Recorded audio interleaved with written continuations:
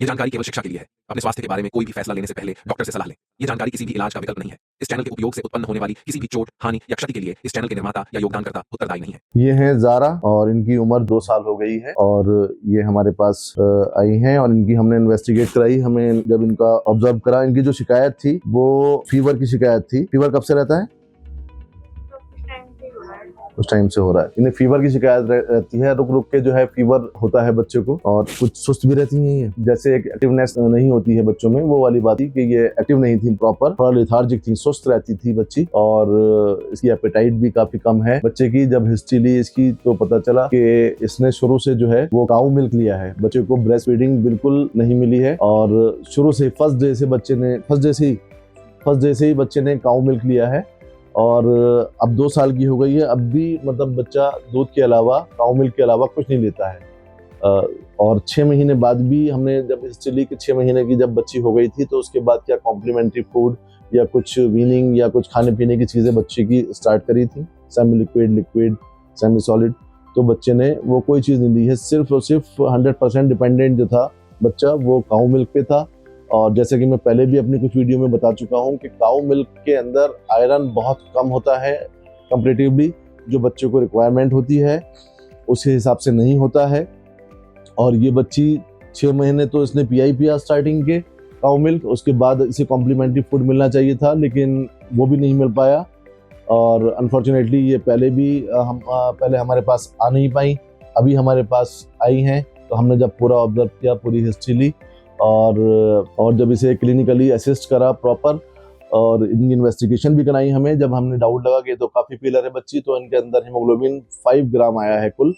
और लाजमी है कि बच्चा जब हमने पहले भी जैसे बताया अपनी वीडियो में कि काऊ मिल्क के अंदर आयरन की कमी होती है, मतलब बच्चे को जो चाहिए उतना नहीं मिल पाता है। तो हम आपको बता देना चाहते हैं कि बच्चे को 6 महीने से पहले तो काऊ मिल्क बिल्कुल हरगिज़ ना दें।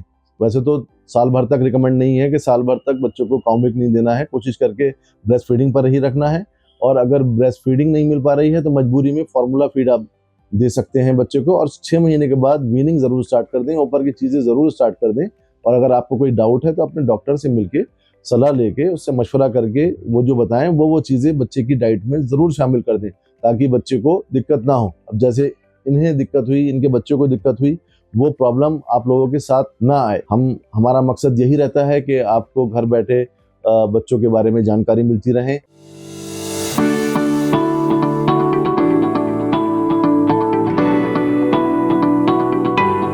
जब हमने इनसे पूछा कि 6 महीने के बाद आपने कॉम्प्लीमेंट्री फूड स्टार्ट किया या कॉम्प्लीमेंट्री फूड स्टार्ट नहीं किया, तो इन्होंने बताया कि हमने 6 महीने के बाद कुछ अगर इन्हें दिया या देने की कोशिश की तो बच्चे ने लिया ही नहीं, और कभी बच्चे ने हटा दिया, कभी हमने ज़बरदस्ती की, फोर्सफुली दिया तो बच्चे ने वॉमिट कर दिया।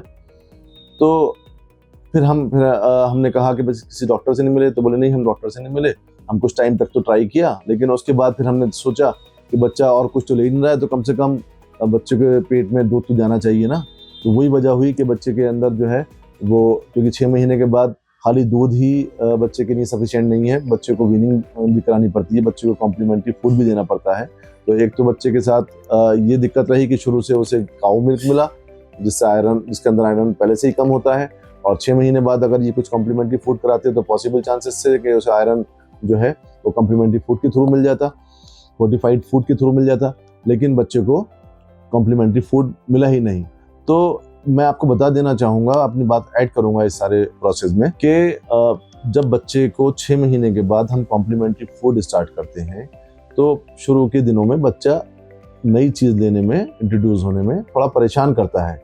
उसमें बच्चे को ट्रेनिंग देनी होती है प्रॉपर, तो 1 से 1.5-2 महीना बच्चे को लग जाता है, लेकिन हमें लगे रहना पड़ता है।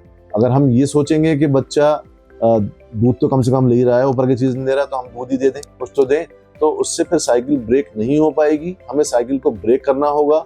एक फीड के बाद फिर सेकंड, दूसरा फीड, फिर थर्ड फीड, फिर फोर्थ फीड।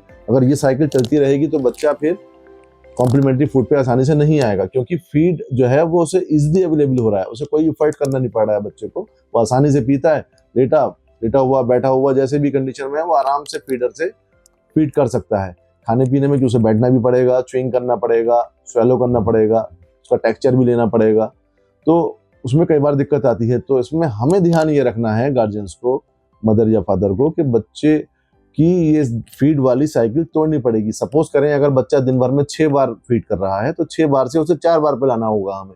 जब बच्चे को भूख लगेगी शुरू के 4-5 दिन नो डाउट बच्चा परेशान करेगा, लेकिन जब हम ये साइकिल ब्रेक करेंगे उसकी फीड, तो जब ये ब्रेक होगी बीच में 2 बार 3 बार गैप करेंगे इसमें, तो बच्चे को खुद ब खुद 3-4 दिन बाद जो है वो भूख का एहसास होगा। तो हम जब उसे इंट्रोड्यूस करेंगे उस टाइम, तो बच्चा धीरे धीरे लेना शुरू कर देगा। हमें 100% बच्चे को मिल्क पर नहीं रखना है। ये सब चीज़ें ध्यान रखें आप।